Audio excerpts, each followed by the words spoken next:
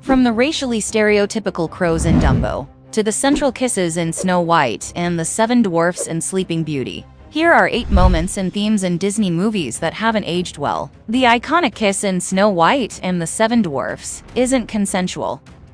A recurring theme in early Disney princess films is the power of true love's kiss. In the 1937 film, Snow White and the Seven Dwarfs, Prince Florian, with whom the protagonist is in love, literally brings her back to life by kissing her. However, since Snow White is unconscious and practically dead in the scene, this kiss could be considered non-consensual and an assault. Many parents, including celebrities, have expressed their concerns about sharing the scene with their children.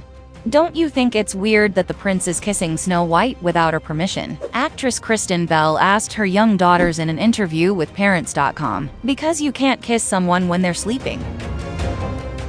A similar kiss takes place at the climax of Sleeping Beauty, similar to Snow White and the Seven Dwarfs. The 1959 film, Sleeping Beauty, contains a key scene in which a man kisses an unconscious woman to awaken Princess Aurora from the eternal sleep under which the spinning wheel of the evil Maleficent has placed her. Prince Philip gives Princess Aurora a kiss of true love. Sleeping Beauty is based on a dark Italian fairy tale by Giambattista Basile called Sun, Moon and Talia, which is based on a 14th century folk tale. In this version of the fairy tale, a king rapes and impregnates the sleeping princess, and then marries her after she wakes up.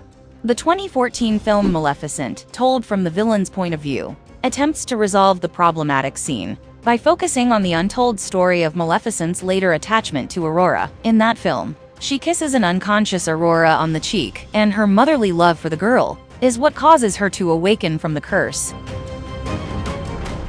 The crows from Dumbo reference Jim Crow laws and represent anti-black stereotypes.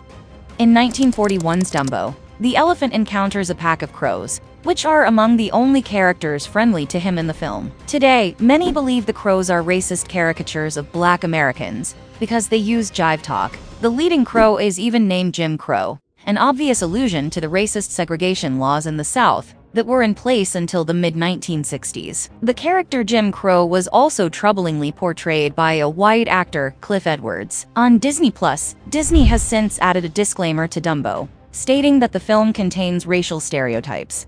The 2019 remake also omits those 2 elements, focusing instead on a newly introduced family of circus workers, led by Colin Farrell. Speaking of Dumbo, he gets drunk in the original 1941 film, despite being a baby elephant. It seems unlikely that Disney would show children drinking in one of its new releases today, but older animated films show just that. In one scene from the original movie Dumbo, Timothy Q. Mouse, the elephant's friend, asks him to drink a barrel of alcohol that he thought was water. Both animals get drunk in a controversial pink elephant dancing moment. Disney has wisely avoided recreating the scene in the remake of Dumbo, but they cheekily reference it. In a scene where Dumbo is being bathed, a clown runs in with a bottle of champagne, and the ringmaster protests, "Hey, no alcohol around the baby."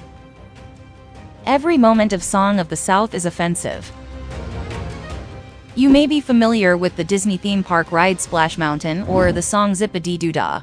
If you're not familiar with Song of the South, the 1946 Disney film, you're not alone. It's been in the Disney vault for decades, and is considered the company's most offensive release. This is an old one, so if you watched it, you should definitely tell us about it in the comments. Song of the South is set on a 19th century southern plantation, and follows Uncle Remus, James Baskett, a black former slave who happily lives on his former white master's plantation. The rosy picture the film paints of slavery and race relations in the southern states was immediately met with criticism upon its release.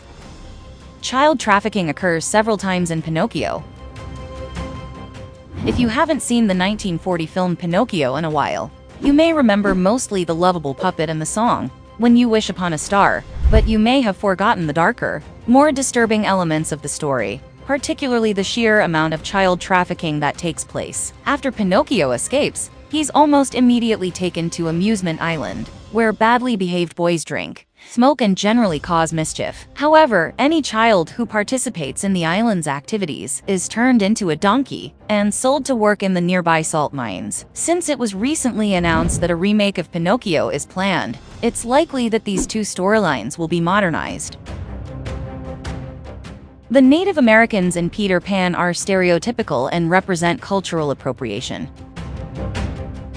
In 1953's Peter Pan, Peter's friend Tiger Lily belongs to a Native American tribe that he and the Darling siblings visit at one point in the film. The portrayal of Indian culture is homogeneous and stereotypical. The characters speak gibberish instead of a real Indian language, smoke pipe tobacco excessively, which they even offer to the children, and sing an offensive song called "What Made the Red Man Red?" To lump all American Indians into one monolithic caricature is extremely offensive, because these are real people with many different cultures. Elizabeth Broadbent wrote for the Huffington Post. Peter and the Darlings also appropriate the tribe's culture by wearing headdresses, wielding tomahawks, and making stereotypical hooting noises. This one-sided, disparaging portrayal of Native Americans, as well as the cultural appropriation at play, would likely be cut by today's standards.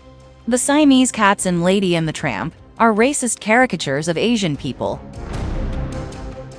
In Lady and the Tramp from 1955, the character of Aunt Sarah has two Siamese cats named C and M, who sing the Siamese cat song, with their bared teeth, slanted eyes, and stereotypical East Asian accent. They're racist caricatures. The cat's appearance is even announced by the sound of a gong. Fortunately, C and M will be replaced by cats of an entirely different breed in the live-action adaptation of Lady and the Tramp, due out in 2019. The film's musical collaborators, Nate Rocket Wonder and Roman John Arthur, lend their voices to them and sing a new song called "What a Shame." In 1967's The Jungle Book, King Louie and his subjects can be interpreted as caricatures against black people. One of the most famous characters from Disney's The Jungle Book is King Louie, an orangutan who is king of the apes, and says to Mowgli, the human protagonist, "I want to be like you." The idea of an ape wanting to be like a human is harmless, but the film's use of Louie becomes even more concerning when viewers realize that he and his subjects are the only characters who speak in jive slang. All other characters speak British English, suggesting that the Jungle Book apes embody historically dehumanizing, racist comparisons between black humans and apes. In the 2016 live-action adaptation, King Louie isn't an orangutan, but a Gigantopithecus, a now extinct primate that lives in the Indian jungle, where the Jungle Book is set. Voiced by Christopher Walken, he forgoes any associations with the jungle, and is much more menacing compared to Mowgli. And that was the end of it. If you liked it, you can always tell us about it down in the comment section. But until the next video, that's it for us. We hope to see you next time too. Take care, and goodbye.